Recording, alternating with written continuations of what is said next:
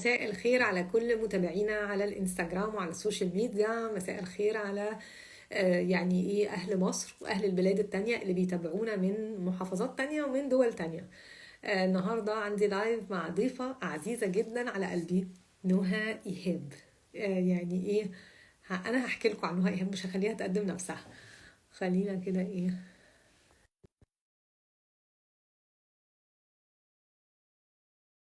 تيني قوي، ازيك يا لبنى؟ يا رب تكوني بخير. يا ده ايه ده، الناس حبايب داخلين طبعا لقاء نهى، اكيد الناس متشوقه له. مساء الخير. هلو. مساء النور، مساء الجمال. نهار ابيض يا نهار ابيض. يعني سعيده النهارده سعاده طاغيه. جدا جدا، مش قادره اوصف لك انا مبسوطه قد ايه ان ربنا اكرمني وتفضل عليا بوجودي معاكي دلوقتي في اللايف. ايمي، معلش بقى، معلش، انت ما تعرفيش انا بحبك قد ايه، من وما تعرفيش مدى اثرك في حياتي. بجد من انت جندي من جنود الله المخلصين اللي فرق معايا جدا جدا جدا جدا. مش هوفيكي حقك. لو فضلت حاجه. اتكلم كده طول العمر مش هعرف اوفيكي حقك. ربنا ما يحرمنيش منك. طيب الناس بتسال موضوع اللايف على ايه، احنا بنتكلم على دلوقتي في عملات، في ازمه الدولار وازمه الجنيه الاسترليني وازمه اليورو، والنهارده على جروبس الواتساب الناس عماله بتتكلم العملات عامله ازاي. وفي اللايف النهارده مع نهى احنا هنتكلم على العمله، بس هنتكلم على عمله يعني كانها اهم عمله موجوده في الزمن اللي احنا موجودين فيه ده. هي نهى هتكلمنا عنها، وهي عمله لينا احنا كانسان، يعني ككل واحده فينا كانسان ككائن حي. ده موضوعنا. بس قبل موضوعنا بقى نحتاج ان انا اقدم نهى. طيب نهى ايهاب هي احد الناس اللي دخلت، عارفين في ناس لما تدخل حياه الواحد حياته تختلف كده. فدخلت حياتي في 2015 اول ما عرفتها. احنا بقى لنا دلوقتي تقريبا اكتر من 8 سنين، قربنا على 9 سنين. وعرفتها في كوميونتي اسمه باشن تو بروفيت. كنت رايحه اتعلم حاجه اسمها الباشن. وقتها كنت بشتغل، لسه ما كنتش استقلت ولا اي حاجه، فنوها تعرفني من ايه من التاريخ الماضي، من الشابتر اللي فات من حياتي. وبعدين دخلت باشن تو بروفيت، ووقتها كنت لسه مبتدئه جدا، وطلعت نهى ايهاب تدعمني دعم رهيب، وتقول لي اني اساعدك ازاي. وتقعد بعد الظهر في وقتها الخاص، مم، ترد على كولز وتبعت مسجز وترد على الناس اللي بتسال ان هي تشترك في البروجرام، وبتعمله لي بشكل تطوعي عشان تدعمني وعشان تساعدني. ولفت الايام، واول ما قدمت برنامج ذا بوليت وومن دخلت هي في راوند 1. طبعا. وبعدين في نفس المكان اللي قدمت فيه البروجرام بتاع راوند 1 بتاع البوليت وومن، عدت الشهور وبقيت انا قاعده في كرسي الطالب وهي واقفه في كرسي المعلم، وعلمتني عن علوم النوم. وابتديت افهم بقى ان انا محتاجه انام الساعه 10 واعمل سليب هايجين وفيلم كده. اخدتني في طريق للصحة في النوم الأول، وبعدين بعد النوم بقت هي المدربة العزيزة بتاعتي في الرياضة. ابتديت بقى أجيب دمبلز وأجيب أساتك وكورة اساتك. وبعدين بعد ما كمان بتدربني أونلاين. وطبعا أنا الناس اللي عارفاني عارفة إن التمرين بالنسبة لي حاجة كده واقفة في زوري، بس مجرد إن أنا أدخل أونلاين وأسمع صوت نهى إيهاب والاقي ان الموضوع اختلف، بس هي صوتها بيخليني ايه ادخل في الفلو واتمرن واكمل. طبعا ساعات بتدوس علينا دوس رهيب بس بكمل بسبب صوتها. بعدين بقى بقت هي الستريس مانجمنت كوتش بتاعتي. فجات لي فتره كده حسيت ان انا في ستريس كده، انا كاني بدينايت كده بقول لنفسي لا لا لا أنا مش ستريسد وانا ستريسد. فواجهت نفسي كده ورحت لها عشان تعمل لي ستريس مانجمنت كوتشنج، وكانت النتيجه يا جماعه ان هي علت الاويرنس بتاعي. اكتشفت ان انا محتاجه اعزل، فعزلت يا نهى حبيبتي شكرا جدا. بسبب ان الستريس كان المكان اللي انا كنت عايشه فيه كان عامل لي ستريس جدا. فاولا انا ممتنه ليكي جدا لوجودك في حياتي.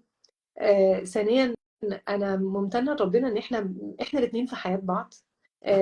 ازاي ممكن كل واحد فينا بيلعب دور المعلم في حياه التاني ودور الطالب في حياه التاني، فاحنا بنتبادل، ودي احد الحاجات النعم الخطيره. كانت اوبرا وينفري دايما بتقول ان بي ستودنت ان تيتشر. دايما يبقى الاثنين ستودنت اند تيتشر. فسعيده قوي ان احنا بنلعب ده في حياه بعض. وطبعا اخر بقى حاجه هشاركها قبل ما اديلك الميكروفون، كان نفسي قوي اشارك في ماراثون. وجيت في وقت كده وقلت مين هيمرني بقى، يعني هروح لحد غير نهى؟ لا هي نهى. فبعت لنهى قلت لها نهى ايه رايك بقى تمرنيني اجري عشان ادخل ماراثون؟ وتطوعت وتولتني كده، تبنتني كده ومرنتني كام شهر لغايه لما دخلت الماراثون. يعني عديت كده الخط بتاع الماراثون وانا ماسكه فلاج وعليه صوره نهى وبقول لها we did it together.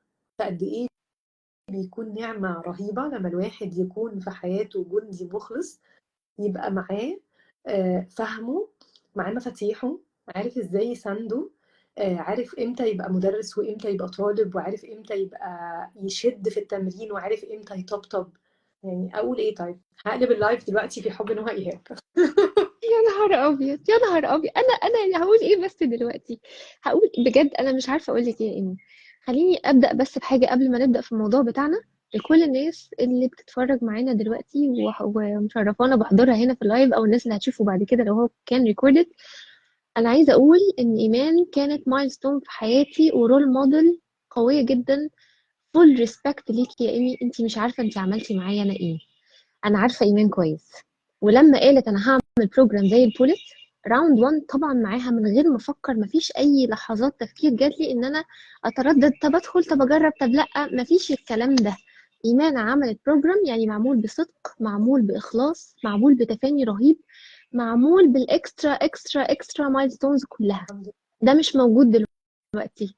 انت شخصية عظيمة يا امي، وجندي عظيم من جنود الله، وعن طريقك جالي رزق كتير جدا جدا جدا. انا ما كنتش اعرف انا مين، انت ساعدتيني اعرف انا مين. شكرا من قلبي. اللهم لك الحمد على وجودك في حياتي. شكرا شكرا حبيبتي. آه، نهى كده احكي لنا كده، انت لما دخلتي البوليت برو دخلتيه في اغسطس 2017، ده كان راوند 1. الشهر ده انا ايوه. بقدمه لل 26، فمتخيله في يس. ناس. طيب قولي لنا ايه لما دخلتي البروجرام، ايه هل حياتك حسيتي في اختلاف ما بين نهى قبل البروجرام بنهى بعد البروجرام؟ والاختلاف ده لو حسيتي باختلاف حسيتيه امتى؟ عشان في ناس بتبقى بتقول لي هو يعني كورس 3 ايام انا هحس فيه باختلاف يعني، فبقول لها لا، هو دايركشن نوت سبيد، واحده واحده. ما بنعملش تغيير في 3 ايام. في تغيير ممكن يحصل في 3 ايام في المايند سيت، بس مش هيحصل في البيهيفير وبيحصل في الحياه في ال3 ايام. فممكن تشاركينا كده؟ ازيك يا روبي؟ يا رب تكوني ايوه بخير انت كمان. حبيبتي، انت كمان وحشتيني قوي. طيب. كده يعني حياتك كانت ايه قبل البروجرام وبعديه؟ فرق معاكي ايه في البروجرام ذا بوليت وومن؟ اوكي، قبل البروجرام انا كنت حد مش عارف هو مين، مش عارف البوتنشال بتاعه خالص خالص، وحتى لو ظهر له في اي وقت انا ما كنتش مصدقه في نفسي. وكنت لسه النهارده بتكلم مع بولت عزيزه عليا جدا، كنت بقول لها انا كنت people pleaser بشكل مرعب. كنت دايسه على نفسي قوي قوي، ما كنتش حاطه نفسي اولويه، ما كنتش حاطاها قدامي، مش عارفه البوتنشال بتاعي، ما عنديش باوندريز ما بيني وما بين، او حدود ما بيني وما بين نفسي، او ما بيني وما بين حد. تايهه، مش عارفه حاجه. وكنت على فكره ستريسد جدا جدا، وكانت اقل حاجه بتعدي قدامي كانت بتاثر عليا بشكل مرعب، وكانت بتاثر على صحتي. وكان جسمي عمال يحاول يبعت لي مسجز ساعتها ويتكلم معايا كتير، وانا ما فيش اي ارسال واستقبال ما بيني وما بين نفسي. ما كنتش كونكتد باي حاجه خالص. لما اخدت البوليت مع ايمان هم 3 ايام، بس هو اثرهم دايم لغايه النهارده. شوفي احنا بنتكلم في حاجه حصلت في 2017، احنا النهارده 2024 خلاص اهو. اوكي. وبنتكلم ان الاثر موجود لغايه النهارده، لغايه النهارده يا ايمي، وانا بتكلم جوه السيشنز بتاعتي مثلا.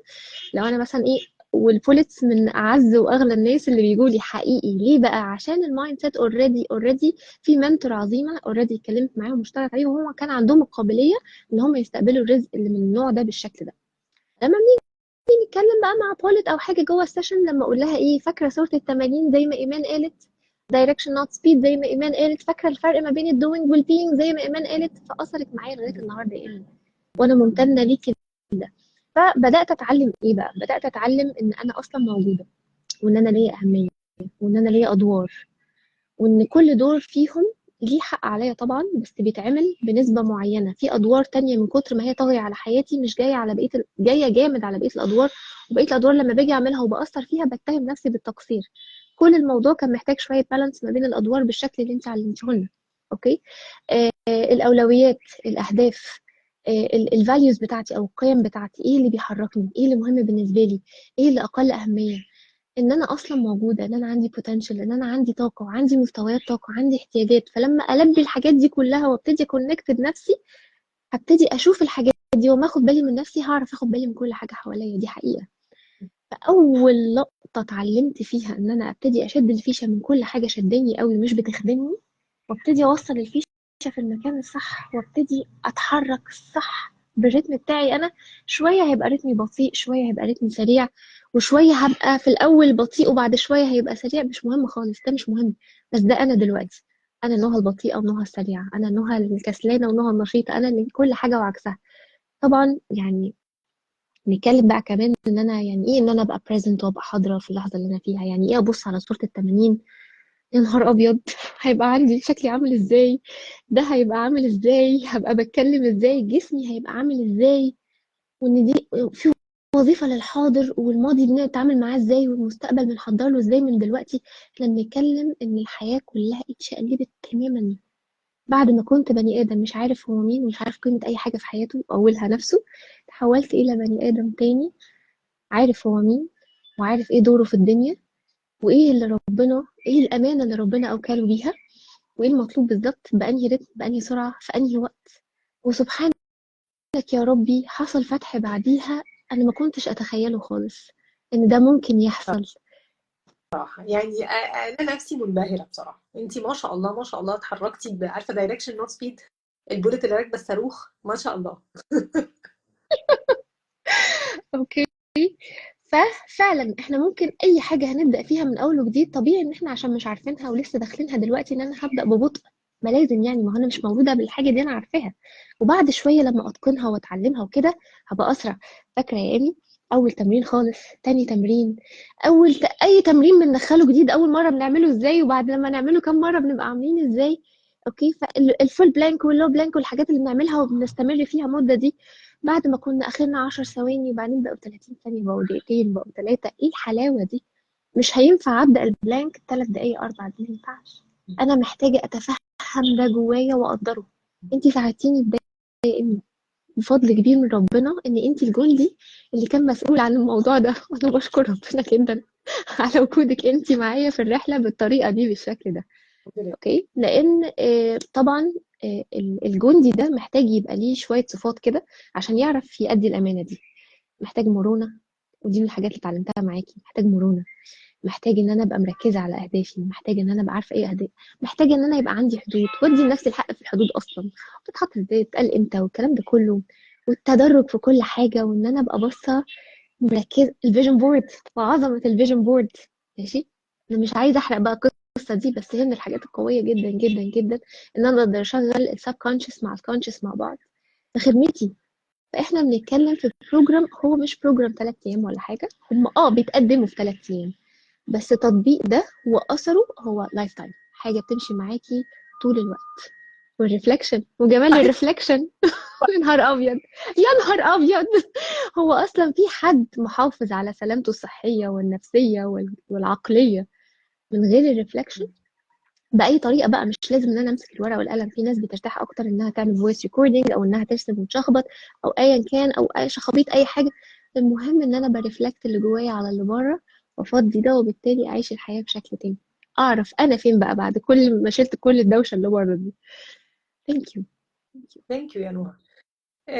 يعني طبعا ازاي انت لما البروجرام بتفاصيل بالحاجات بالحاضر بالماضي بان انا بحضر بالصوره 80، عارفه الكوكتيل ده حاجه مبهره. لو جينا نتكلم على ان انت بقيتي اول حاجه بعديها قدمتيها او اول حاجه وقفتي فيها قدمتيها لنا كانت السليب، ايه اللي خلاكي تاخدي النقطه دي؟ يعني كان في حاجات كتيره مختلفه، انت كانك اخدتي حته من البروجرام وتخصصتي فيها وبقيتي مدرسه فيها. ده حقيقي. هقول لك ليه. لان انا كان الباشن بتاعي اصلا هو الفتنس، الرياضه. فانا كان في صفحتي بكتب عن الرياضه، وادام بكتب عن الرياضه يبقى اكيد لازم هكتب عن التغذيه، لان العلاقه ما بينهم لو البروجرس اهو او تقدم 100%، 70% اكل و30% رياضه. اوكي. لقيت ان هو موضوع مش كده بس، موضوع اكبر من كده، ان هو مثلث، وان 3 اضلاعه نوم تغذيه رياضه. لو النوم فيه مشكله هيبوظ لي الرياضه وهيضرب لي التغذيه طبعا. اوكي. فكان مهم بالنسبه لي ان انا اعمل ده. لما قبل بقى ما اعمل ده، انا فاكره ان كان في بوست عند جروب البوليتس كان في كذا حد بيسأل عن النوم، وانا بقى ايه، انا لقيت الموضوع اوريدي كان اكتف في نفس التوقيت على البيج عندي وعلى جروب البوليتس اللي هم اصلا جزء لا يتجزأ من حياتي ومن قلبي. اوكي. فدخلت ادور وكده ولقيت ان في شويه معلومات احنا مش عارفينهم خالص، ولو عرفناهم حاجه بسيطه جدا، لو عرفنا الحاجات البسيطه دي هتفرق معانا. انا فاكره البوست ده ووقعه في نفسي وفي البوليتس، ولا لا لا ده الموضوع مهم فعلا. ده كان جزء من السيلف كير، ان انا باخد بالي من نفسي، بعتني بنفسي بطريقه معينه وعيها مرتفع جدا. لان معظم الناس تقول لك احنا بننام يعني مش قصه، لا احنا مش بننام. انا بقولها دلوقتي بمنتهى الثقه، احنا مش بننام محدش يقول احنا بننام الا بقى الناس الشاطره اللي عارفه واعيه بالسليب هايجين وفاهمين بقى سليب سايكلز والكلام ده كله. طبعا ده وعي مختلف خالص. مين يبقى قادر يستوعب الوعي ده ويطبقه وعارف حتى لو خالفه ايه النتائج بتاعته والكلام ده كله؟ بوليتس الحلوين ومن بعدهم الفراشات. درستي بقى علوم النوم؟ يس. وبقيت اول سليب ساينس كوتش في مصر والشرق الاوسط طيب بفضل ربنا كان وحده. ايه احساسك يا نوع وانتي واقفه بتدي الكلاب؟ احنا بنعمل كنا كلاب كانه مره في الشهر، توبيك تعليمي كده، فنوها كانت معانا بتدي توبيك بتاع علوم للبوليتس. كان ايه احساسك بعد ما انت كنت قاعده في وسطيهم كستودنت ان انت واقفه تيتشر؟ ايه كان احساسك يومها؟ احساس عظيم جدا جدا جدا. اول لما طلبت مني يا ايمي حاجه زي كده، ايمان تطلب حاجه عينيا على طول، يا فندم بصي بصي يعني لو في اي حاجه في الوقت ده احنا نشقلب الحاجه دي ونيجي لايمي على طول. فطبعا انا كنت حاسه ان انا في وسط اهلي وصحابي، انا مش في وسط ناس غريبه. اوكي. انا ما اعرفش ده بيتعمل ازاي، ما عندي ساعتها ما كانش عندي اكسبيرينس قوي. فقلت انا هبقى زي ما انا. اوكي. وانا في وسط ناس انا مش محتاجه البس قدامهم اي ماسك عشان اتقبل زي ما انا. ربنا اكرمني بعلم وانا مستعده اقدم كل حاجه. وجيت، وده بفضل من ربنا عليا، وكنت في وسطيكوا في وسط البوليتس اللي هم اهلي واصحابي واخواتي وشقوات وكل حاجه. وكان وقت عظيم جدا جدا جدا. والسبورت اللي اخدته منكم هو مش بس ان انا قدمت حاجه وكنت تيتشر، لا، انا كمان اخدت سبورت، اخدت حب، اخدت دفى، واخدت belonging. انا بنتمي للناس دي وانا فخوره. احنا مختلفين ومش كلنا قريبين من بعض ولا اي حاجه، بس I do belong. عارفة إحساس الانتماء ده إحساس مهم قوي، إن أنا أبقى في وسط ناس بيتكلموا نفس اللغة اللي أنا بتكلمها. مش بتكلم لغة هما مش فاهمينها أو هما بيتكلموا لغة أنا مش فاهماها، لا، هي لغة واحدة إحنا بنتكلمها كلنا. فده بيديكي إحساس بالسعادة.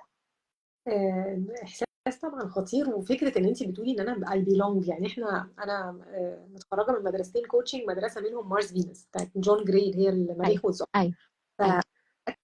كده على احساس يعني كأن الاحتياج للست ان هي تفيل ان هي بتبيلونج، فدايما بتبقى حاسه بالوحده، والهرمون بتاع الاكسيتوسين بتاع السعاده بتاعها ما بيتفرزش لو هي مش حاسه ان هي بتبيلونج.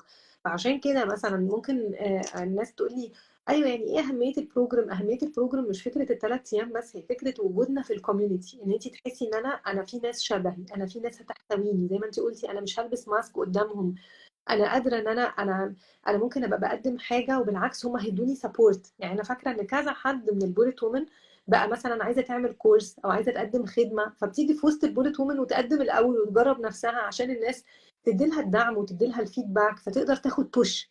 فبتبقى كأن انت مطمنه انا في وسط عيلتي، هقول يعني هشارك وهم هيدوني الدعم، غير خالص لما انا ابقى احس بالوحده. ودي كده يعني البوليت كوميونتي بالنسبه لك ايه؟ البولي كوميونتي من الكوميونيتيز اللي أنا يعني جزء لا يتجزأ من حياتي زي ما قلت لك. هو مش بس سبورت وحب ودفى بس، لا، هو الفيدباك كمان صادق. لو في حاجة ناقصة هيتقال لي إن الحاجة دي ناقصة. لو في حاجة مش أحسن حاجة وتقدري تعملي أكتر من كده أو تقدري تقبلي بطريقة مختلفة عن كده، ده كله بيتقال، بس بيتقال بطريقة بنفس، عشان هو بنفس اللغة بتاعتك، عارفة تستقبليه وبيدخل بيطلع من القلب يدخل على القلب على طول.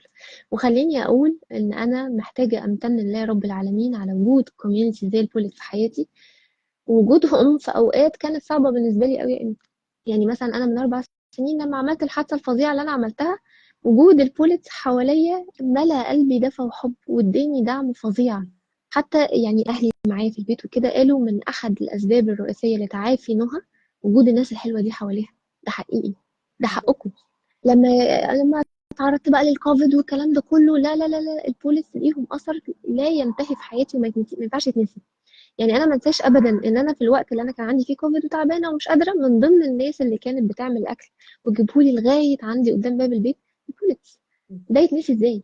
ده ما يسيبش اثر في قلبي لغايه النهارده ازاي؟ ما ينفعش، ما الحمد ينفعش. لله. الحمد لله فضل ونعمه. ودي احد الحاجات اللي انا كنت بقول للناس عليها، فكره ان انت يبقى عندك كوميونتي داعم بصور مختلفة. يعني ممكن يبقى كوميونتي داعم ان انت في فترة الفقد، في فترة المرض، في فترة مثلا ان انت بتعزلي. يعني انا فاكرة اول ما عزلت، انا جيت هنا صحيح، يعني بسأل الناس اللي غيرت بلد عاملة ايه. انا عزلت في نفس البلد، بتكلم نفس اللغة، ومثلا عندي نفس التشينز بتاعت مثلا السوبر ماركت. انا هروح سعودي زي ما بروح سعودي، اروح لكذا زي ما بروح ما عنديش مثلا حاجه فيت اللي اتغيرت، بس حسيت ان انا مش عارفة اجيب الحاجه منين، اعمل ايه. فكتبت بوست في البوليت كوميونتي: يا جماعه بتعملوا مثلا ده فين؟ فين مكتبه؟ فين بتطبعوا صور؟ فين بتروحوا الكوافير؟ فين بتشتروا حاجات منين؟ كم الدعم اللي ادوني. قلت لهم انا طبعا قعدت افرغ البوست من كتر ما من كتر ما كان فيه هيلب. ففكره ان انت حاسه ان انا عارفه ان في ناس مخلصه، ومثلا انا اجي اساعدك في كذا، انا ممكن اطبع لك انا كذا. ايه اللي انتوا بتعملوه ده يا جماعه؟ مش هزار يعني. مثلا الايام اللي فاتت انا عندي تشالنج طبعا مع وقف الدولار والقصه دي، فانا بدفع حاجات اونلاين. بولت خطيره عزيزه عليا عايشه في امريكا، بعتت لي تقول لي: قولي لي انت عندك تشالنج في ايه وانا هدفع لك، ونشوف يعني ازاي تدفعي لي الفلوس بعد كده، بس انا هحكي لك القصه. فتخيلي لما يبقى انت بدل ما انت اسم ان انا ترينر اديت كورس لكلاينت، احنا بقينا كوميونتي. فبقى انت عندك سبورت سيستم، فانت فاهمه ان حد، انت بتقولي انا عندي التشالنج الفلاني، تلاقي كام حد بيجري يقول لك انا مستعد ان انا اساعدك بحب من غير ما تطلبي. كونسبت ان انت من غير ما تطلبي، دي الناس يعني بتعلق ان هي لما بتدخل الكوميونتي بتقول لا هو ده كوميونتي حقيقي، فيه حب حقيقي، مش اي كلام. خالص خالص. والناس اللي بتساعد دي هي مش عايزه حاجه، مفيش مقابل، مش مطلوب منك اي حاجه غير ان الشخص ده فعلا من قلبه كده عايز يجي يحط قلبه جنب قلبك ويطبطب عليه ويحضنه ويشوف هو محتاج ايه ويقدمه له. بس. وده، الحمد لله. عشان ودي حاجه نادره ربنا انعم عشان ده عليها. بيسعد. لان انت لما بتساعدي، انت اول حد بيحس بالسعاده انت، يعني you ده feel good. حقيقي. يعني ده عارفه بتحسي حقيقي. والمصدر الاولي من بعد ربنا في المعلومه دي هو انت. اوكي، انت اللي علمتينا قيمة العطاء. اوكي، الناس قبل كده كان عندها قابلية للعطاء وبتعمل عطاء والكلام ده كله، بس ان انا اربط اجدد نيتي ان العطاء ده باحسان وللنفع ولوجه الله والكلام ده كله، انت اللي علمتينا ده. يعني خليني اتكلم بقى عن كمان المعرض كن انسانا. انا كنت بموت في المعرض ده. اول لما اعرف ميعاده، لو عرفت ميعاده انا لازم اجري طبعا عشان اشوفكم واخدكم في حضني واتبسط واحس ان انا I do belong ومبسوطة وحواليا ناسي وأهلي وصحابي. وفي نفس الوقت العمل اللي بيتعمل عظيم عظيم. كل الناس اللي واقفة بشكل تطوعي دي بتشتغل بمنتهى الحمد الإخلاص، بمنتهى، لله. مش عايزين حاجة من حد، هما بيساعدوا بس. حاجة كده جنود، كلها جنود من جنود الله سبحانك يا رب. خدمة مجتمع خاص بكوميونتي البوليت، سواء البوليت وومن او البوليت تينز. بنعمل مشاريع مختلفة على مدار السنة، والمشاريع دي كلها مشاريع خيرية. خدنا بقى بعد 5 سنين عملنا إعادة، يعني إعادة كده إيه الرؤية بتاعتنا، وحددنا إن إحنا هتشتغل كلها في الناحية التعليمية اللي هي كأنها ثقافية تعليمية. وحاليا المشروع اللي احنا شغالين فيه يا نهى ان احنا بنفتتح، بنجهز لافتتاح اول مكتبه لينا في محافظه الشرقيه باذن الله. هنفتتحها ان شاء الله يوم 10 فبراير، وبقالنا كذا شهر بان احنا بنجهز المكتبه ونفرشها ونحضرها وكده لاطفال القريه. فان ما شاء شاء الله، ما شاء الله، ربنا يا رب يزيد ويبارك. الله يا رب. فطبعا دي بتبقى فرق ان الواحد زي ما انت قلتي كده الادوار، وان الواحد يبقى حاسس ان هو بيبيلونج. فتخيلي كده لما انت بتبقي بتلعبي دور تجاه المجتمع، وبتبيلونج لفريق كون انسانا، وبعدين بتبيلونج ان انت بتعملي خير. عارفه بنرجع من الحاجات الخيريه دي يا نهى، العلاقه بيننا مختلفه، طبعا. الداينامكس مختلفة. عارفه زي اللي بينزلوا كده يجاهدوا في سبيل الله جنب بعض. احنا بننزل نجاهد في سبيل الله جنب بعض، بنسعى في سبيل الله جنب بعض، فبتبقى الحب اللي بيننا والطاقه اللي بيننا من نوع تاني خالص. مش حاجه، مش زي ما انت خرجتي مع حد، رحتي معاه سينما او اكلتي معاه ايس كريم. لا، انت لا لا لا. غير معاه بتبقى بياخد العلاقه في دايناميك تاني خالص. عشان ما توهش بقى مع كون انسانا، انا اول ما تتكلمي عن خدمه المجتمع مش هبطل عايز. كده. ان احنا في البوليت بروجرام كان في جزء مهم كده على الانفايرمنت، وكأن المناخ الداخلي بتاعك ايه، وازاي ان انت كانك تقدري تستعملي وقتك بطريقه صح. ناس كتيره قوي بيبقى عندها تشالنج في الوقت وتشالنج في حياتها في قياده نفسها، تقول لك انا مش عارفه اركز، انا مش عارفه اشتغل، او مثلا انا مش لاحقه. ازاي بتلحقي تعملي الحاجات دي كلها؟ مثلا مفيش وقت.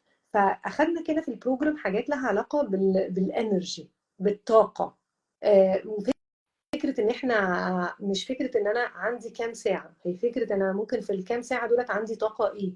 فانا مثلا احد الحاجات ممكن تبقى تغيير صغير جدا زي ما اخدنا في البروجرام.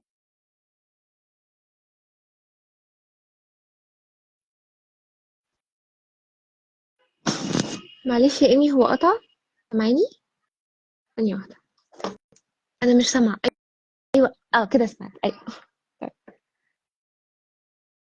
احنا نتحرك بخطوات البيبي. لما اخدت انا مع نوها السليب، وكانت بتتكلم على الكافيين، وان الواحد ما زي بقى يوقف الكافيين قبل النوم بسبع ثمان ساعات. الف الف مبروك. طبعا انا كان عندي الهابت بتاعت ان انا اشرب كوبايه الشاي بعد الغداء، وفي رمضان بشرب كوبايه الشاي بعد الفطار، فطبعا بفطر وبعدين اجي اشرب كوبايه الشاي الساعه 7. طب نوها قالت ما ينفعش دلوقتي، فقعدت بقى قصه كده لغايه لما انا ابتديت اقول لا، انا مهم عندي جدا ان انا الانرجي بتاعتي تبقى موجوده، ابقى عندي طاقه. فعشان يبقى عندي طاقه خلال اليوم انا محتاجه زي ما انت علمتيني ان انا ابقى بنام كويس. فانا عشان انام كويس محتاجه اشوف السليب هايجين. فابتدت بقى البيضه قبل الفرخه ولا الفرخه قبل البيضه، المهم وصلت ان انا محتاجه اكسر الحابت دي. فبقيت حاولت، خدت مني شويه وقت عمال ما اقنع نفسي كده، وبعدين بعد كده اخدتها مع رمضان منهم ان انا هوقف الشاي بعد الفطار، هيبقى تحول الى نعناع. كانت غلسه بالنسبه لي في الاول، بس فرقت قوي ان انا لا، هو انا لما ما باخدش الكافيين زي ما انت قلتي، وهي ممكن تبقى حركه صغيره بس بتفرق، بلاقي نفسي انا نمت كويس جدا، او نمت احسن بكتير يعني، مع طبعا شويه سليب هايجين تانية. وبعدين قمت الصبح انا عندي انرجي. فكلمينا كده بما ان انت تخصصك مثلث الصحه، على الانرجي. الانرجي من بروجرام البولت قد ايه؟ يعني زي ما تقولي قد ايه اهميتها ككور. احنا بنتكلم على في البروجرام على ازاي ان انت تتحولي الى طلقه مفيده في المجتمع، ليكي اثر. ايه علاقه الانرجي بقى بموضوع ان انت تبقي انسانه عندك طاقه وانرجي ومفيده في المجتمع؟ اوكي، لو انا ما عنديش انرجي يبقى انا مش عارفة اعمل اي حاجة خالص. يبقى انا طول الوقت على السرير، قاعدة على السرير، نايمة في السرير، او قاعدة على كرسي، او قاعدة على الكنبة، او بتحرك بحسابه وبتقل قوي. فانا كده مفيش حاجة في حياتي بتتعمل، مفيش دور من ادواري اصلا بيتعمل. ومش بس كده، ده انا مش بعمل الحاجات اللي محتاجة تتعمل او اللي انا حتى محتاجة اعملها. لا، ده انا كمان هاجي بعديها هتهم نفسي بالتقصير، وهبتدي بقى اشتغل ايه، اشغل مود، دوس على زرار جلد الذات، يلا بينا، تك تك تك تك. وفي الاخر ده بيفقدني الانرجي بتاعتي اكتر. اوكي، بيدرين او بيعمل زي بيسحب طاقتي خالص. فاجي بقى اقوم اعمل حاجه في الاخر، لا ما عملتش حاجه، فبقيت مجرد رد فعل. اوكي. فانا محتاجه انتبه لده. اي حاجه هتشحنني طاقه انا معاها، اي حاجه مش هتشحنني طاقه انا مش معاها. اللقطه اللي انا بقولها دي ليها علاقه بالمنتل توفنس او الصلابه الذهنيه. بيقول لك ايه بقى؟ في حاجه اسمها selective attention. يعني انا مزاجي كده خلاص، كل حاجة ربنا خلقها لي هو سخرها لي. مفيش حاجة اسمها ان فكرة تيجي تسحلني معاها شوية، او ان مش عول مش عارف يبهدلني. لا، انا اللي ان كنترول، وانا اللي ان شارج، وانا اللي اقدر اتحكم في الحاجات دي، مش الحاجات دي اللي بتتحكم فيا. ففي الصلابة الذهنية بيقول لك selective attention. يعني انا دلوقتي عندي هدف في طريق انا ماشية فيه، اي حاجة هتيجي تخدم طريقي ده انجيجي معاها، ديها معاكي وتبنيها وركزي معاها قوي. اي حاجه هتلخبطك وتشتتك عن الطريق ده، لو سمحتي ديس انجيج معاها دلوقتي، حتى لو ليها علاقه بطريق تاني، بس انا دلوقتي في الطريق ده، فانا بقيت حاضره في المكان اللي انا فيه ومركزه قوي. خلينا بقى نرجع لنفس الحاجه اللي انت قلتيها. خلاص، دلوقتي انا ورايا حاجات معينه مش عارفه اعملها. ايوه، مش عارفه اعملها ليه؟ عشان عندي نقص فيتامين معين، فيتامين دي واقع، الحديد واقع، الفيراتين اللي هو مخزون الحديد في الدم واقع. ايه المشكلة؟ تعالي نشوف المشكلة ونحلها. بدأت اخد فيتامين دي وبشوية وبدأت عندي انرجي. ايه ده؟ انا بقيت اعرف اعمل حاجات ما كنتش بعرف اعملها قبل كده. يس. افضل ماشي. فيتامين دي دلوقتي خلاص، الالارم رن وفكرني ان انا اخده دلوقتي. ده معانا، ده معانا، انجيج معانا. طيب، انا دلوقتي جه ميعاد فيتامين دي، بس مش عارف انا اما اتفرج على المسلسل ده، اما اخلص الحلقة دي. معلش، الحلقة دي هتخدمك ولا هتبقى ضيعتي وقت على قومي خدي الفيتامين وارجعي لها تاني؟ ما انت ممكن تنسيه النهارده، والتقطيعه دي مش كويس، فلا، ديس انجيج. ده مش تبعنا، ده مش هيخدمك في طريقك بمزاجك. انت واعيه قوي لكل اللي بيحصل حواليكي وحاضره. طيب، ممكن يكون ايه تاني بيدرين ماي انرجي؟ انا باخد بقى فيتامين دي، بس باخده بالليل قبل ما انام، وده يعمل لك ارق. انا محتاجه ابقى واخده بالي من مواعيد الفيتامينز بتاعتي. فيتامين دي، الحديد، كل الفيتامينز دي بتتاخد الصبح بعد فطار كويس، مش على معده فاضيه طبعا. اوكي، تديني انرجي. وبالليل ما باخدش غير حاجه واحده بس، اللي هي المغنيسيوم لو الدكتور كاتبهولي، او الكالسيوم عشان امتصاصه بالليل احسن، ده لو الدكتور كاتبهولي بقى اكتر من المغنيسيوم، عشان ده من الحاجات اللي ممكن تترسب على كده. ايه تاني ممكن يدرين ماي انرجي لو الكواليتي سليب او جوده النوم بتاعتي ضعيفه؟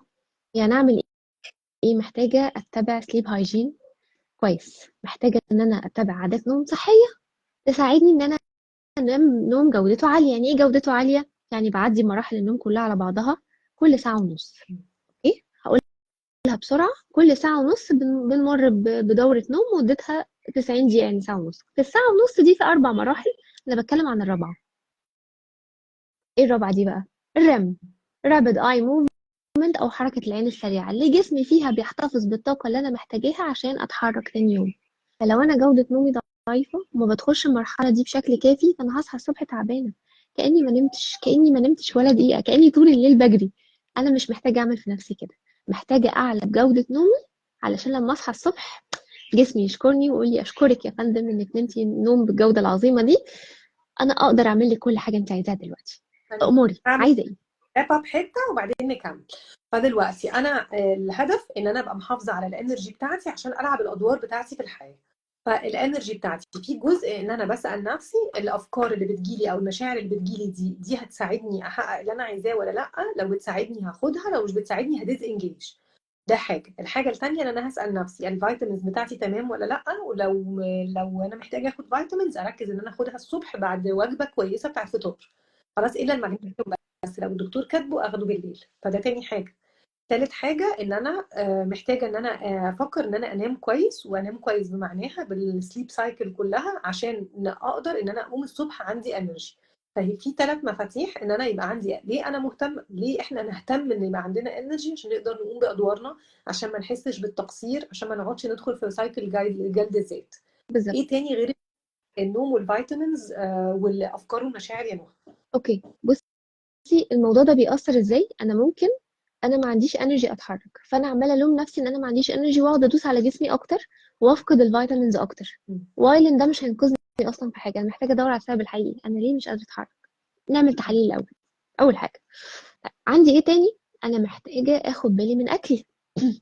لو انا باكل اكل مليان سكر، او مليان بحاجات بترفع نسبه السكر في الدم، هو السكر اصلا بيدخل يعمل ايه؟ يلم الانرجي بتاعتي يروح رميها في الباسكت. جربنا. في فراشة من فراشاتي في مرة قبل ما تدخل الورك اوت، كانت مثلا تاكل تفاح، تمر، موز، اللي موجود قدامها كان بيديها انرجي وتدخل كويس قوي. وفي مرة تانية كانت حاجة تانية مليانة سكر، مش قادرة. هي ما كانتش واخدة بالها ان المشكلة كانت في الأكل، وشايفة ان التمرين مجهد ومش قادرة. أنا كنت بعمل الحاجات دي. إيه اللي حصل؟ اللي حصل إن أنا أكلت حاجة فيها سكر، دخل أخد الانرجي بتاعتي ورماها من الشباك، فأنا بقيت بلا انرجي، حتى تمرين مش قادرة أعمله، مع إنه الصبح لسه صاحية أهو، ملحقتش اخد بالي من اكلي. انا محتاجه ازود في اكلي نسبه الفايبر عن كده، الالياف، خضار، فاكهه، حبوب كامله، بقوليات. ما بحبش الحاجات دي، محتاجين نحبها وندور على الحاجات اللي احنا بنحبها، ونشوف. شوفي بتحبي طعم الحاجه ايه مسكر، هروح ناحيه الحاجات المسكره. حتى السلطه لما اعملها احط عليها تفاح. الحاجات اللي بتديها طعم مسكر ده، الفراوله على السلطه فظيعه. فراوله فراولة أنا بحط عليها رمان كمان. في الشتاء دلوقتي بحط عليها رمان، طعمها تحفه، حلو قوي. ده تحفه. ده لو انا بحب طعم الميزز مثلا شويه، يبقى انا احط ليمون، احط رمان، مش عارف ايه، ليها صرفه، هنعرف نتصرف. اوكي. ومحتاجه اقلل لا اتفضلي قولي. ومح... محتاجة أقلل إيه؟ ومحتاجه اقلل الفاتس، نسبه الدهون. اوكي. ومحتاجه ضروري ان انا اخد دهون صحيه، محتاجاها قوي. ناس فاهمه الدهون دي لا خلاص، وانا اكل صحي يبقى انا هوقف الدهون خالص. انهي دهون اللي هتقف؟ محتاجه اخد بالي لو انا لسه باكل اكل مقلي بدهون مهدرجه، اللي هي زيوت الخضار المهدرجه، ده من اكتر الحاجات اللي بتسحب طاقتي تماما. لا، انا محتاجه انتبه لده وابتدي اغير. انا هاكل نفس الاكل هو بس بطريقه تانية. ممكن استخدم الاير فراير لو عندي، استخدم زيت الزيتون مع الفرن. اوكي. واجي بقى على الاكل وهو على البوتاجاز، احط مثلا زبده بلدي جاموسي مش بقري، واستخدم مثلا زيت نخاله الرز. دول مع بعض كده يعملوا لي كومبو ما حصلش، يديني انرجي. عندي تفاح، تمر، شوفان، العسل، الحاجات دي تدي انرجي. في اي وقت حاسه ان انا وقعت شويه مش عارف ايه عايزه افوق نفسي كده، مش هروح اكل سكر، اكل الحاجات دي تفوقني. اجيب زيت النعناع احطه على الفواحه يفوقني، استخدم السبراي بتاع النعناع بتاع بسمه ابتدي استخدمه مع النبض او ارشه، افوق وهايبر مره واحده. طبعا اوكي، في طرق الكلام اللي الكلام بتاع الانرجي بتاع الاكل، او لما وانتي بتقوليه انتي بتقوليه كانه فلولس كده وكانه سهل جدا. انا فاكره اول ما ابتديت بروجرام البوليت وومن انا كنت شغاله على الصحه، بس اتفقت مع نفسي وقتها كان عندي 41 سنه، واتفقت مع نفسي ان انا من اول ال 40 لغايه ال 50 ده عقد الصحه، وقعدت اشتغل على الصحه في حاجات مختلفه. فالنيوتريشن ما جاتش في اول الحاجات، يعني ابتديت الاول مثلا كانها الافكار والمشاعر، وبعدين ابتديت اشتغل شويه على النوم، وبعدين بعد الرياضه، وبعدين جت النيوتريشن. فلما جت النيوتريشن انا ابتديت اعمل بقى مع متخصصه بتاع التغذيه، اعمل تراكنج واشوف الانرجي بتاعتي بتروح فين. انا فاهمه ان انا محتاجه الانرجي عشان اقوم بادواري، فابتديت اشوف انا محتاجه ايوه ايه اللي بيعمل معايا الانرجي، ايه اللي بياخد الانرجي، ايه اللي بيدي الانرجي. فابتديت الاحظ بقى كده. فمره كنت خارجه مع ملك بنتي، وهي مصممه في مكان كان فيه بيقدم باستا يعني، وهي مصممه ان انا اخد باستا، وانا قلت لملك انا عارفه الباستا اللي بالوايت صوص دي بتخليني انام. فهي فضلت لا وبليز ودي تحفه. المهم هي طلبناها، انا بالظبط اقل من ربع ساعه يا نهى ونمت. هي فضلت تقول لي بقى احنا خارجين مع بعض عشان تنامي، قلت لها مالك انا باكل الباستا دي بتسحب مني انرجي. فاحد الحاجات اللي احنا بتبقى لذيذه قوي لما بندخل بروجرام زي البوليت، وبنلاقي ان هو انت في 3 ايام هتاخدي مفاتيح وهيبتدي بقى ما عندك كانك ايه ده، انا ممكن اشتغل بيبي ستابس العمر كله على البروجرام. يعني عارفه ازاي؟ وافضل اطور وافضل اشتغل على البروجرس. يعني النهارده انا خلصت اول كتاب بخلصه في سنه 24، وكان في تشابتر كده على البروجرس، وكان بيقول لك فكره ان الانسان يبقى كانه زي ما تقولي الانسان بيوصل فعلا للنجاح لما بيعمل very tiny changes، كانها تغييرات صغيره قوي قوي الناس اللي حواليه ممكن ما تبقاش ملاحظاها، بس هي تراكم الحاجات الصغيره دي بتعمل فرق كبير قوي في المستقبل، فتلاقيه اتغير فعلا. فده اللي انا بعتبره في البوليت وومن الشعار بتاعنا بتاع دايركشن نوت سبيد، واللي هي انها البيبي ستيبس. فمجرد ان انا بقيت اقول لنفسي مفيش مثلا باستا بالوايت صوص، هي ممكن تبقى مثلا باستا بصوص تاني، او مثلا وايت صوص مع حاجه تانية، بس فبصي تغيير صغير جدا. زي ما انت قلتي كده مثلا بالزيوت المهدرجه، فبقت مثلا حاجه بسيطه جدا. انا دلوقتي عايزه احافظ على الانرجي بتاعتي وبتاعت عيلتي، فجبت الاير فراير. اول سنه في رمضان يا نوها عملت لهم القطايف، قعدوا يقولوا لي ايه ده، دي وحشه جدا، فين القطايف اللي متحمره بتاع، قلت لهم هي دي ما فيش. السنه اللي بعديها قالوا لي ايه، هي طعمها متغير شويه. السنه اللي بعديها اكلوها قالوا لي دي تحفه، وخلاص.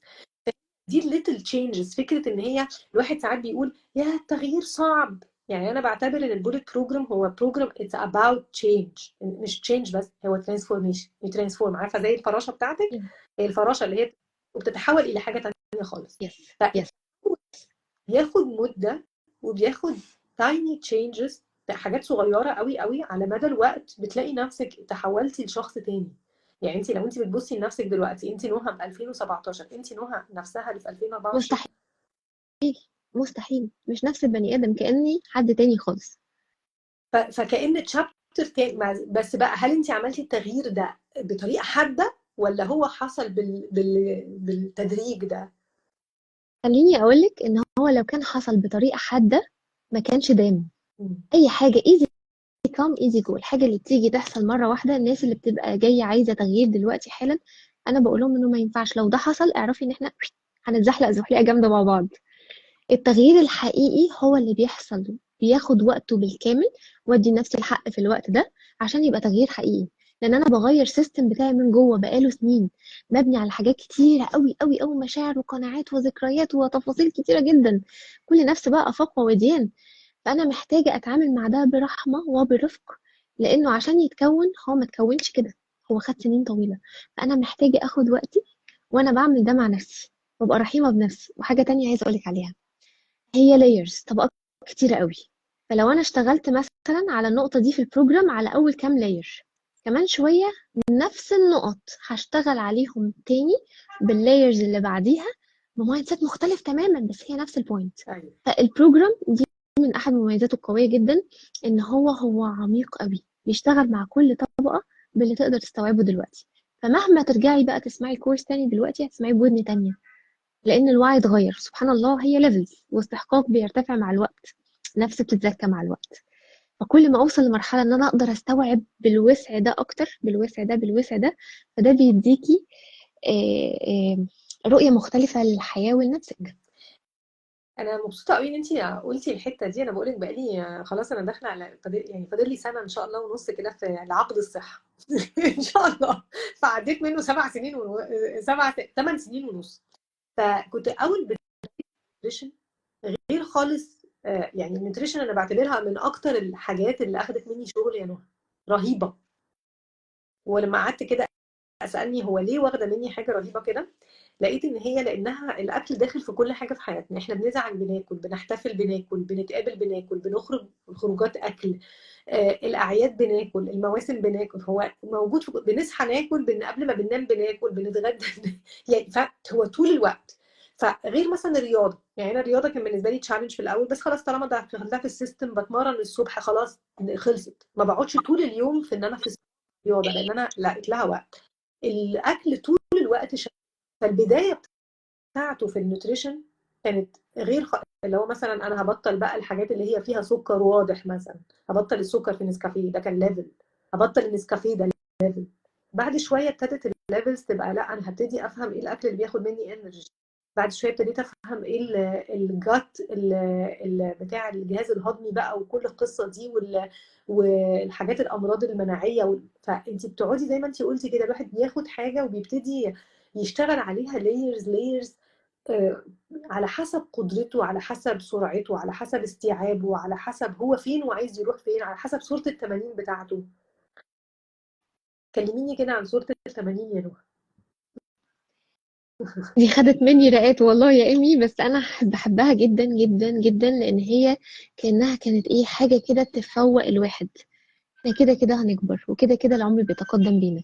اوكي، انت بقى ايه تصورك عن سن 80 ده؟ انت عيد ميلادك النهارده و80 سنه وبتحتفلي، شكلك عامل ازاي؟ شكل جسمك عامل ازاي؟ ده اخباره ايه؟ الايموشن، الناس اللي حواليا في الصوره، الموضوع كان بيمس كل حاجه في حياتي.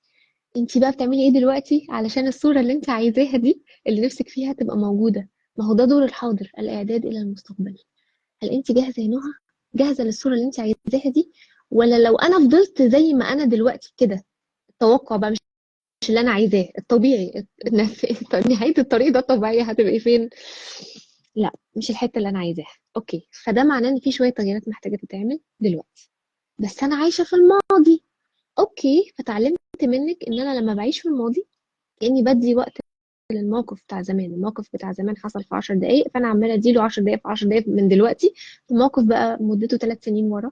فطبعا التعافي بقى من حاجه زي كده بقت متعبه اكتر ومؤلمه اكتر. فلا، انا مش محتاجه اعمل ده، وعرفت بقى التكنيك بتاعها ازاي. يعني دي من الحاجات اللي فرقت معايا جدا جدا جوه بروجرام البروجكت اللي انا اتعلمته منك. صورة ال80 بالنسبة لي فيها شوية تفاصيل. الحمد لله الحمد لله، أنا شايفة إن أنا شغالة على جزء كبير جدا منها من دلوقتي، وبإذن الله بإذن الله تبقى زي ما أنا شايفاها وأحلى إن شاء الله. هل صورة التمانين بتديكي طاقة؟ يعني لو احنا بنتكلم النهارده على الطاقة، بتديكي طاقة؟ اه، قبل كده لأ. أول لما عرفت لأ، كانت من الحاجات اللي إيه، لأ بتحسسني ساعتها إن ده محتاج مجهود، وهل أنا عندي استعداد أبذل مجهود؟ ساعتها ما كانش عندي استعداد أبذل مجهود. ليه بقى؟ لأن ما كانش عندي طاقة. ليه بقى؟ عشان طاقتي كانت مهدرة على حاجات ما كانتش بتاخدني وتتقدم بيا في أي اتجاه. هي كانت بتاخدني وتسحبني ورا أو تشدني لتحت. او لكن بتلف، بعد إعادة توجيه، عارفة، عارفة، بلف حوالين نفسي. بالظبط كده.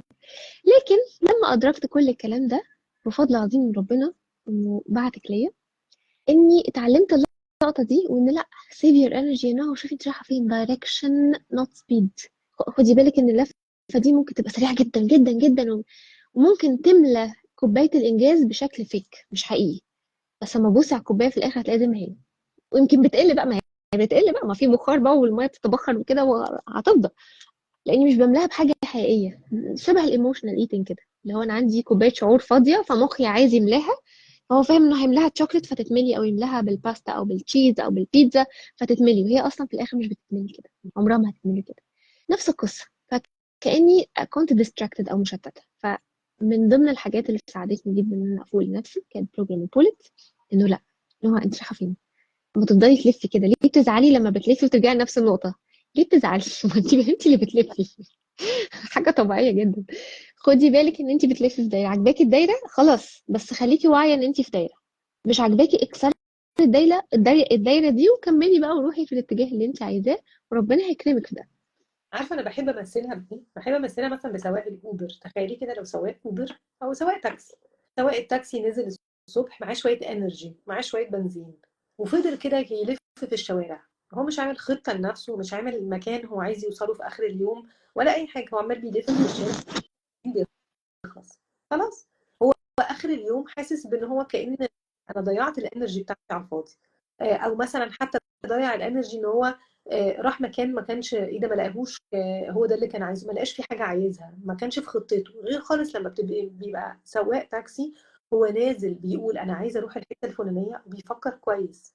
هو انا هختار هركب مين معايا، او مثلا هستعد بايه واخد ايه معايا وانا رايح. وبعدين كأنه بيفكر ايه الطريق اللي انا همشي فيه عشان يقدر يوصلني، وانا كأني موفر طاقتي ومحافظ عليها. فبيوصل معاه لسه بنزين، وبيحس بقى وقتها بفعلا السعادة والنجاح. غير خالص لما بيقعد يفرفط نفسه. وبيملى كوبايه الانجاز بجد. اه. هي كده اتملت. وبيبقى اه. اليوم له قيمة. فبعتبر كده ان احنا ليه نفضل عايشين في دواير ومش راضيين عن حياتنا، لما انا ممكن بس ادي شوية وافهم انا مين. زي ما انت قلتي كده، انا اكتشفت انا مين وامكانياتي ايه والبوتنشالز بتاعتي ايه، وبعدين انا عايزه اروح فين، وبعدين دلوقتي انا محتاجه اغير ايه، واغيره بسرعتي انا وبشويش. وان انا اوصل، وخلال السكه دي هتعرف على ناس واخد ده منهم دعم، ووقت ما اقع الاقي منهم اهتمام وحب وكل ده، فاحس بالسعاده واقدر اتحرك. ده حقيقي جدا. من ضمن الحاجات اللي بتدرين الانرجي قوي، ان وانا بقى خلاص انا تمام، انا بولت وهحط الجولز بتاعتي، فاحطها مثلا مش رياليستيك، مش واقعيه ومش ادميه تماما، وحطاهم كتير. فاجي بقى عايزه ابتدي يعني ابتدي اخد ستابس بتاعتي جوه الخطوات دي، فاحس بالعجز. perfectionism بقى all or nothing، يعمل كل الحاجات دي، اما انا مش نافع معايا القصه دي. الجول setting ليه رولز، محتاجه دي بقى mental toughness برضو، او صلابه ذهنيه. فالجول محتاج يبقى specific، واضح محدد، انت عايزه ايه، measurable، حاجه تتقاس. اوكي، زي مثلا في الرياضه انا عندي انبادي بيقول لي اخبار الدهون واخبار نسبه العضليه، الكتله العضليه والكلام ده كله قد ايه. زي مثلا النوم، انا ممكن يبقى عندي باند او سمارت ووتش بتقيس جوده النوم وبتقول لي ايه الاخبار، انا وصلت لفين. والاهم من دي ان انا اصحى الصبح اصلا بحاله معينه، بالظبط. عندي طاقه كده ومستعده ومش محتاجه كوبايه القهوه وكلمونيش قبل ما اخلصها والكلام ده كله خالص. اوكي. اكشن اورينتد، يعني انا عارفه محتاجه اعمل ايه عشان اوصل للهدف ده. تمام. رياليستيك، طبيعي منطقي ادمي، يعني يتوافق مع قدراتي الادميه. تايملي، حاجه ليها وقت. اوكي. اخر حاجه سيلف ديترميند، ان انا بنفسي اللي محدده الهدف ده، مش حد محددهولي وشايفه ان من مصلحتي ان انا اعمل ده. لا، ده من الحاجات اللي ممكن تعجز اي حد. هم قالوا ان انا المفروض اعمل كده، مين اللي قالوا؟ انت وضعك ايه في القصه دي؟ اختيارك الشخصي فين؟ اشمعنى فلانه بتعمل كده؟ يعني انا ساعات الناس تبعت تقول لي مثلا ايه ده، اصل احنا عايزين نعمل زيك. بقول لها عايز تعملي زيي ليه؟ عايز تعملي زي انا اللي عندي صوره 80، انت عندك صوره 80، ما تعملي ما يتوافق مع صوره ال 80 بتاعتك. ده اول حاجه. تاني حاجه، انا ظروفي غير ظروفك. يعني انا مثلا انا اولادي هم صغيرين، يا نوها كان مستحيل اصحى الساعه 5 الصبح والعب رياضه معاكي الساعه 6 واعمل الفيلم ده، ما كانش مناسب.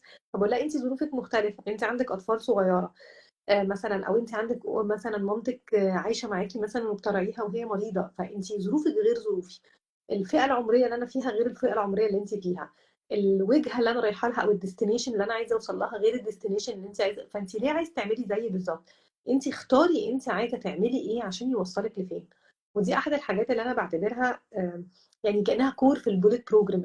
ان احنا هو ما هواش الهدف ان كلنا هنمشي نطلع نسخ من بعض. مش هيتقال لنا، مش هتيجي البروجرام يتقال لك نامي الساعه 10 واصحي الساعه 5 واعملي رياضه. مش هيتقال لك كده. هيتقال لك انت اختاري انت عايزه ايه، وانتي فكري هتحطي له جولز ازاي. زي ما انتي قلتي، ايه الجولز اللي هتساعدك تتحركي، وايه السرعه المناسبه ليكي والسرعه المناسبه في الظروف المختلفه. يعني انا مثلا لما مره تعبت ايام الماراثون وبعدت وقلت لك ونبهتيني ان جيوبك الانفيه ايمان في وقت تغيير الفصول بتتعب، فانت جسمك بيبقى تعبان اكتر فبيحتاج كذا، فبقيت فاهمه ان انا في تغيير الفصول انا هبطئ سرعتي وهبقى التوقعات من نفسي ومن جسمي اقل. فده نقطة بتفرق ان انت خلاص انا بقيت فاهمة انا كل واحد فينا ظروفه هتبقى يعمل ايه وعايز يروح فين، فالبروجرام نفسه بياخده وكأنه بيفصله بما يناسبه هو. حد هياخد البروجرام يعمل منه فستان سهرة، وحد منه هيعمل منه مثلا بدلة غطس، وكل واحد فينا هيعمل بيه حاجة عشان تناسب هو عايز ايه. من احلى الحاجات اللي حصلت في اول البروجرام، انا فاكره كويس قوي لما حطيتي قدامنا سله فاكهه قلت لنا ايه؟ احنا سله فاكهه، احنا كلنا فاكهه، كل فاكهه ليها حلاوتها وليها جمالها وليها اختلافها عن كل اللي حواليها. مفيش حاجه اسمها ان في فاكهه معينه وحشه في المطلق او حلوه في المطلق، مفيش. احنا مختلفين. فدي من الحاجات المهمه جدا جدا جدا اللي ساعدتني فيها ايمي، ان انا ابقى عارفه ان انا مختلفه وان انا احترم الاختلاف ده واحبه، وبالتالي ابطل احكام على نفسي، وبالتالي ابطل احكام على اللي قدامي، فنعرف نعيش بنتكلم نفس اللغة مع بعض واحنا مرتاحين. ايوه تخيلي كده مثلا ما بقول لهم مثلا الموزه، ما فيش موزه بتقعد تقول ايه ده شايفه التفاحه لونها حمرا ازاي ومثلا بتلمع، ولا التفاحه بتقول ايه ده شايفه الموزه مثلا رشيقه ازاي وطويله. ما فيش كده. احنا اللي قاعدين احنا اللي قاعدين هارين نفسنا مقارنات، شايفه فلانه على الستوريز عامله ازاي وشايفه دي في الريلز عامله ازاي وتعبين نفسنا جدا. فليه عاملين في نفسنا كده؟ نهى جدا.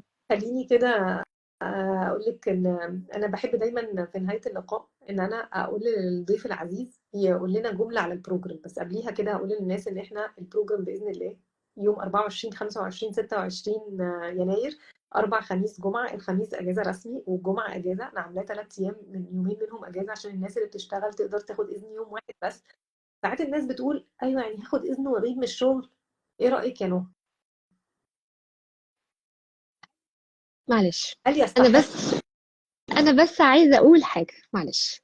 ده انا لو عندي حاجات مهمة جدا او شغل كتير او ايا كان وعندي ال3 ايام دول، لو بتسأليني انا عن خبرة حد خده من راوند 1 واكيد في ابديتس كتيرة حصلت فيه بعد كده، انا بقولك خدي الاجازة وانتي مطمنة وحاطة في بطنك بطيخة صيفي وانتي عارفة كويس قوي ان كل حاجة في حياتك هتتغير للأحسن، والبداية من عندك انتي. اوكي؟ ما نسعاش ان احنا نغير اي حاجة برانا، التغيير كله جوه، الاساس كله جوه. فلو بتسأليني يستحق ولا لا، طبعا عارفه يستحق، وبقولها وانا كل ثقة. بيكون راضي ايه يا نهى؟ بيكون راضي ان احنا كتير بنعرف نلاقي. يعني انا دي حاجه لاحظتها عني لما انا كنت في العشرينات وبدايه الثلاثينات. مثلا كانت الناس تيجي تقول لي ما تيجي نطلع مثلا الحاجه الفلانيه دي فور فن، اقول لهم لا اصل انا اولادي صغيرين.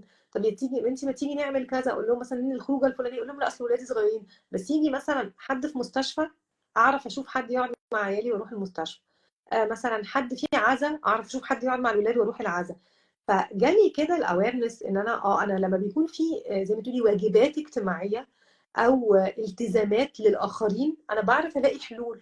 بس ما بتكون حاجه لنفسي ما بلاقيش، بلاقي على طول اعذار. فابتديت اغير المايند سيت دي واقول ان انا هو ليه لازم، عارفه زي ما احنا كده بنتكلم في البروجرام على كلمه لازم، ليه لازم تكون في مصيبه عشان اقدر اخد اذن؟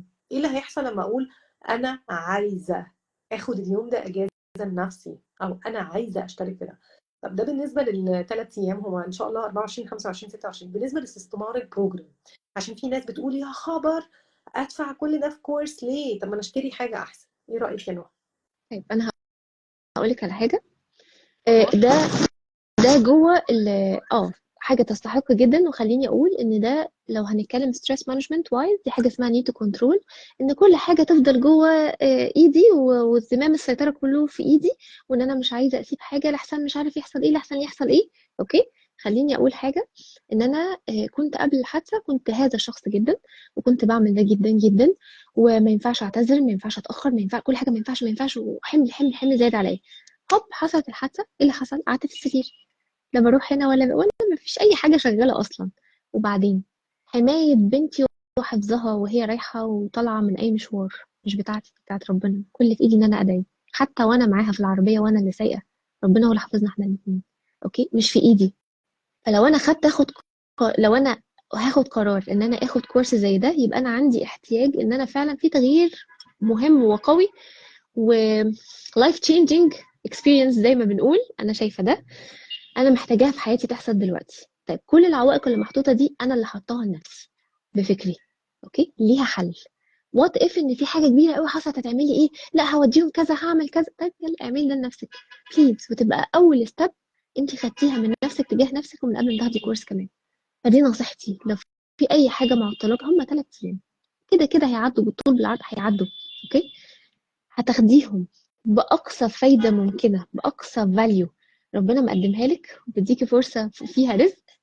ولا هيبقى الرزق قدامك وانت خايفه تمدي ايدك عشان شايفه انك ما تستحقيش، او انك مش هتعرفي؟ لا، ادام الرزق عدى من قدامك كده وانت عندك رغبه من جوه، بليز فولو الرغبه دي، لان الرزق ده كبير قوي. احنا اللي بنختار ناخده ولا نضيقها على نفسنا وما ناخدوش. عايزه نصيحتي، روحي خدي كورس وانت مطمنه وادعي لي بس في الاخر. عندي ناس بتيجي من الإسماعيلية مخصوص كل يوم وتروح، ناس بتيجي من الفيوم وتروح، ناس بتيجي من اسكندرية وتروح. انت متخيلة 3 أيام؟ لما احنا بنقعد مثلا، ناس بتبعت لي ايه ده من التجمع، انا من التجمع والدنيا بعيد. مثلا بقول لها في ناس جايه من اسكندريه، انت متخيله؟ بتيجي من اسكندريه، كانت ناس في الخمسينات بتيجي من اسكندريه وترجع، وتيجي من اسكندريه وترجع. وده 3 ايام، ومثلا اعمل حاجه في الشهر تيجي يعني. الناس بتقدر تلاقي حلول. فان شاء الله انا عامله يوم 24 25 26، دي راوند ال 26 الله النهارده. الله. يخلص باذن الله في نص الليل مع اليوم الجديد. هيكون السعر بتاع البروجرام السعر العادي. ايرلي بيرد، عاملين ايرلي بيرد ديسكاونت عشان نشجع الناس ان هي تحضر. فاتحين سبل التقسيط. طيب لو احنا هنوصف البروجرام بكلمه او جمله يا نهى، هتوصفيه بايه؟ يا ايمي، يعني هي صعب ان انا اقولها في جمله واحده، بس هو بروجرام نفسك المستقبليه هتشكرك عليه قدام. مم. هتيجي قدام، هتقولي بقى لنفسك ورا، تقولي لها شكرا انك اخدتي الخطوه دي، انا كنت محتاجاها قوي عشان اوصل اللي انا فيه دلوقتي. life changing program، milestone في حياتك، قبله حاجه وبعده حاجه تانية. ده السؤال. ولو انا هوصف حقيقي حقيقي، لو انا اتفتح لي ده والوقت مفتوح معايا، انا هقول اكتر من كده بكتير. ميرسي يا نهى جدا جدا. انا فاكره مره، مش عارفه انت فاكره ولا لا، فاكره مره انت كنت خرجتي، حطيتي شاركتي بوست كده ان انت خرجتي وقعدتي عملتي ريفلكشن، وقلتي لي عارفه البروجرام ده كله عن ايه؟ فاكره البوست ده؟ اه فاكره طبعا، لما كنتي بتقولي ان هو تايم مانجمنت وكنتي ظلماه بالجمله دي. كان لازم اقول لك يا ايمان هو تايم مانجمنت ايه بس. مانجمنت. فاكره قلتي ده بروجرام ايه؟ قلت لك ايه؟ قلتي لي ده بروجرام عن ربنا، بروجرام عن علاقتك بربنا. فاكره؟ انا هرد على ده بالوعي. انا فاكره ده، افتكرت دلوقتي لما قلت لي، بس هرد على ده بوعي دلوقتي. اوكي، مم. لما نعمل سيرش كده على جوجل، ايه اسوأ انواع الظلم في القرآن، هنلاقي ان اسوأ انواع الظلم هو ظلم النفس للنفس. الناس اللي ظلموا انفسهم وكانوا انفسهم يظلمون ليهم عقاب صعب جدا. ليه؟ لان ربنا مديني النفس دي علشان هي دي الامانه اللي عرضها على الجبال والسماوات وابوا، واحنا اللي شلناها. اوكي، فانا معايا امانه دلوقتي.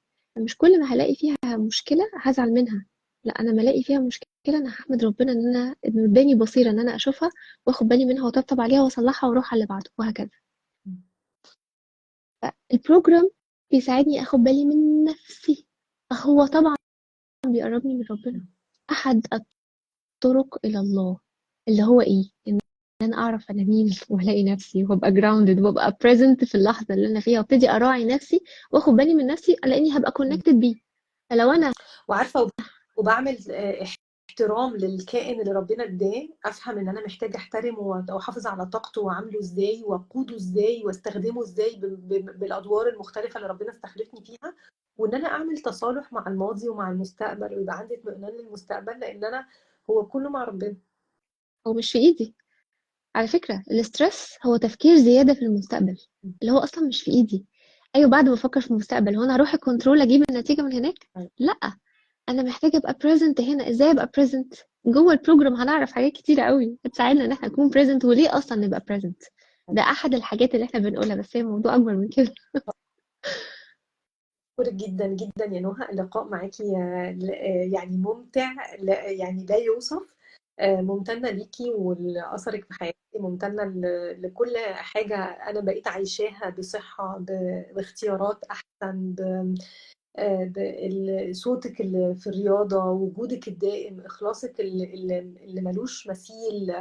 إنك يعني أقول إيه، هكتب فيكي كتيبات. بشكرك جدا جدا على النهارده، بشكرك ان انت جندي مع الكوميونتي بتاع البوليت وومن، بشكرك ان انت حد بيسعى طول الوقت للتعلم وانه يفيد الاخرين بالعلم بتاعه بمنتهى السخاء. بشكرك من قلبي، وميرسي جدا جدا على شكرا النهارده. ليكي انت يا ايمي، والشكر لله والشكر ليكي يا حبيبتي. شكرا على وجودي معاكي النهارده، شكرا على جمالك، شكرا على اثرك الطيب في حياتي. كل الخير، تستاهلي كل حاجه حلوه في الدنيا يا ايمي. شكرا جدا ليكي. ميرسي جدا، تصبحوا على خير. ميرسي قوي قوي. النهارده اخر يوم للحجز المبكر، ونحتفل بالناس اللي داخله معانا ان شاء الله راوند ال 26 من بروجرام البوليت وومن. ميرسي يا ان نهى شاء الله. جدا جدا. ويلكم ويلكم. باي باي باي. باي. مع السلامه.